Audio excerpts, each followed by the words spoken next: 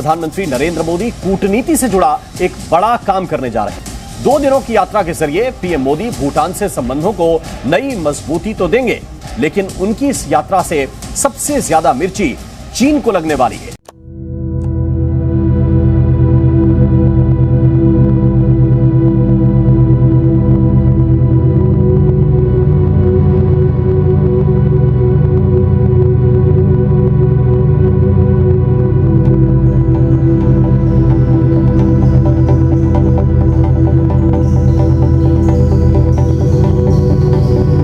Minister Narendra Modi जो हैं वो भूटान के दौरे पे चले गए हैं। इन द शेप के चाइना का जो बेल्ट एंड रोड इनिशिएटिव है उसके हवाले से कहा जाता है कि भूटान जो है वो एक रेजिस्टेंट रहा है कि जिसे वो कहते हैं ना, ये आप समझिए कि भूटान एक अकेला साउथ एशियन मुल्क है जिसने इंडिया के कहने पे so far resisted the China's Belt and Road Initiative। Hindustan को जो भूटान है उसके जो फॉरेन अफेयर्स हैं और उसके जो डिफेंस अफेयर्स हैं वो हिंदुस्तान के ज़िम्मे हैं। ये इनके दरमियान जो मुआहदा है इन दोनों के दरमियान, तो वो अब फॉरेन पॉलिसी जो है वो उसका कंट्रोल करता है इंडिया, और उसका डिफेंस भी इंडिया कंट्रोल करता है। और वो कोई किसी के साथ दिफाई राब्ते या खारजी राब्ते जो हैं वो हिंदुस्तान की इजाज़त के बगैर नहीं कर सकते। ये एक है। ये कहा जाता है कि एक तरफ तो ये हम देखते हैं कि चाइना के जो टेरिटोरियल डिफरेंस हैं भूटान के साथ कोई इतने इम्पोर्टेंट नहीं है, और चाइना की जो पॉलिसी है टेरिटोरियल डिस्प्यूट्स की दैट इज़ विद एवरीवन, ठीक है, हर एक मुल्क के साथ उनका मसला है। और आपको पता है कि इस हवाले से इंडियंस समझते हैं कि हमें किस तरह थोड़ी सी तंग करना है चाइना को। और जय हिंद दोस्तों। तो दोस्तों, आप लोगों ने देखा कितनी गर्मजोशी के साथ प्रधानमंत्री नरेंद्र मोदी जी का स्वागत भूटान में किया गया। गले लगा के तो उनके प्रधानमंत्री ने स्वागत किया ही। दोस्तों, एक फैक्ट मैं आप लोगों को बताता चलूं कि जब तक प्रधानमंत्री नरेंद्र मोदी जी ने स्पीच दी, भूटान के जितने भी लोग मोदी जी को सुनने आए थे वो दोस्तों खड़े थे। लगभग 50-60 मिनट तक भूटान के लोग खड़े होकर मोदी जी की स्पीच सुने। तो आप यहीं से रिस्पेक्ट समझ सकते हैं कि भारत के प्रति भूटान का कितना रिस्पेक्ट है, और रिस्पेक्ट होना भी चाहिए दोस्तों दोनों देशों के बीच। क्यों? क्योंकि भूटान की जो विदेश नीति और भूटान की जो रक्षा है वो भारत देखता है।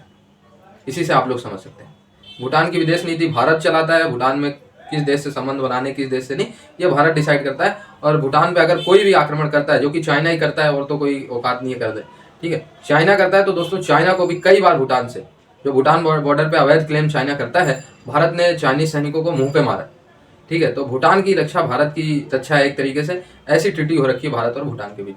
और दोस्तों, भूटान जब सिक्किम का विलय हुआ था भारत में, तो कई ऐसे जानकार कहते हैं कि उस समय भारत में भूटान का विलय भी हो जाना चाहिए था। लेकिन दोस्तों, परिस्थितियां कुछ ऐसी बनी कि भूटान अपना एक स्वतंत्र अलग देश बना रहा।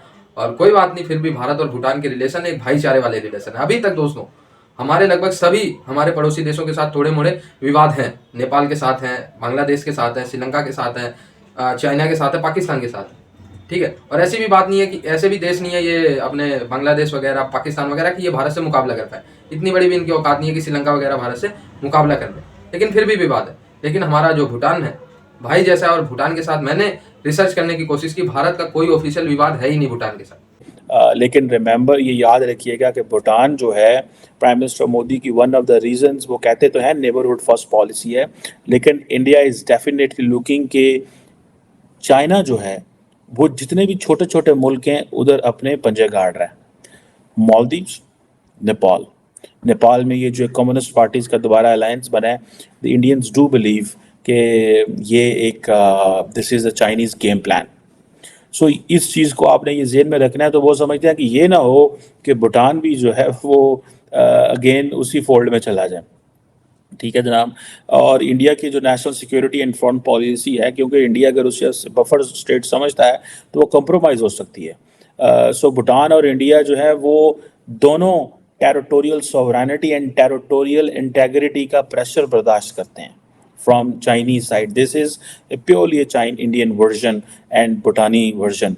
और जो चाइना है वो एक पैकेज डील की बात करता है भूटान के साथ, जिसमें वो कहते हैं ना कि अपनी टेरिटरी छोड़ो, ठीक है जी, और पर्टिकुलरली जहाँ पे ये डोकलम प्लेटो का इशू है, और बहुत सारी ऐसी चीज़ें हैं जहाँ पे चाइना जो है वो कहता है कि वो अपना claim particularly north east border areas जो हैं भूटान के, वहाँ पे वो उसको कर सकता है।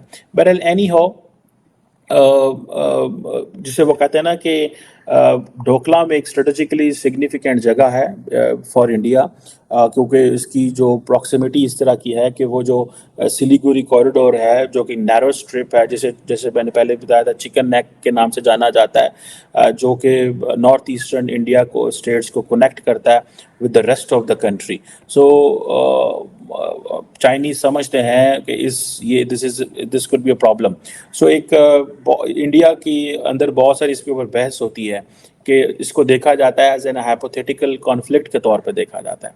बहरहाल ये एक है, ऐसे इश्यूज हैं जिनको हमने ये कॉन्टीन्यूसली रहेंगे, एंड आई बिलीव, मेरी असेसमेंट ये है, and I think this is also the assessment of India's minister for external affairs, prime minister Modi को ये बताया गया है, पे अटेंशन टू भूटान। और ये जो जिसे वो कहते हैं ना कि देयर इज़ अ पॉसिबिलिटी कि चाइना जितने भी बफर स्टेट्स हैं उनको इस्तेमाल कर सकता है, और जिसे वो कहते हैं ना कि चाइना नेपाल मॉडल लेके आएगा भूटान में, जहाँ पे आपको पता है कि तमाम अपने if they use all levers of power कि कैसे कैसे चाइना की जो इंडिया की जो प्रेजेंस है उसको चेक किया जा सकता है। और इस हवाले से जैसे कहते हैं ना, दोनों मुल्क चाइना और भूटान भी कॉन्टीन्यूसली इंगेज्ड हैं, बट मेरे ख्याल से India does want that it should help Bhutan in so many ways. और भूटान की समझ ये है कि भूटान को यह है कि Bhutan will keep a balanced relationship with India and China, but I think the Bhutan does feel that they are more comfortable with India. और जो चाइनीज़ इकोनॉमिक प्रेजेंस है वो आपको पता है आहिस्ता आहिस्ता भूटान में भी बढ़ रही है, और कहा जाता है कि इनकी जो क्वार्टर ऑफ ट्रेड है दैट इज़ विद चाइना। और जिसे वो कहते हैं ना, पर्टिकुलरली टेलीकम्युनिकेशन में देख लें, हाईवेज में देख लें, हाइड्रो पावर में देख लें। So if telecommunication, hydro power and highways if they are with the Chinese, तो अब आप इमेजिन करें दैट इज़ द रीज़न कि प्राइम मिनिस्टर मोदी जो इस ट्रिप में जा रहे हैं वहाँ पे infrastructure development, connectivity, energy, hydro power cooperation की बात हो रही है, बिकॉज इंडिया को पता है कि this is the area where the Chinese have already entered. अब कहा जाता है कि भूटान के लिए जो है वो ये है कि उसने उसको बड़ा केयरफुल होने की ज़रूरत है, इन अ सेंस के द इंडियन वर्जन जो मैं आपको बता दूं, वो कहते हैं you have to derisk from Chinese economy. ठीक है, एक होता है डी कपल, एक होता है डी रिस्क। डी कपल तो होता है मतलब ठीक है जी साइड पे हो जाए, D risk means that get the projects which are good for your human security, good for the country, but at the same time be careful in terms of that you do not get the projects which are which could make you vulnerable। ठीक है जी, और ये चीज़ें मैं समझता हूँ ये वहाँ पे हैं। और इसमें देखा जाए तो obviously the Indians can offer them much, और लेकिन ये बॉर्डर टॉक्स, ये चीज़ें चलती रहेंगी, ये इसमें कोई इतनी जल्दी कंक्लूजन नहीं आता है। इंडिया के देखे ना कि they have been so many rounds of conversations between India and क्या नाम है उनका, China, but there is no conclusion, कोई नहीं है, कोई कंक्लूजन नहीं है किसी किस्म का। सो ये एक जिसे कहते हैं ना, ये एक वो है। और एक अगर मैं आपको थोड़ा सा हिस्ट्री में लेके जाऊं, और इंडिया जो भूटान का जो रिलेशनशिप है that is basically based on the treaty of friendship and cooperation of 1949। और इस एग्रीमेंट ने बेसिकली इंडिया को this basically agreement basically allowed or gave a permission to Indian state to guide the foreign policy of Bhutan, while keeping in mind that Bhutan's sovereignty will not be compromised. So the Treaty of Friendship and Cooperation of 1949 is about is basically a permission to India to guide the foreign policy of Bhutan. लेकिन sovereignty